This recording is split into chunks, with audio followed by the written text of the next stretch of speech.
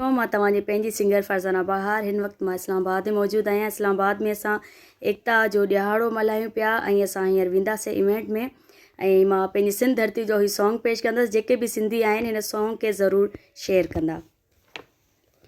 सिंध साण कंदो जे गदारी मथां उन जे हलंदी यारी, तारीख़ में लिखबो मयारी थींदो धरतीअ जो ॾोहारी, कंदो हर को उन खां बेदारी।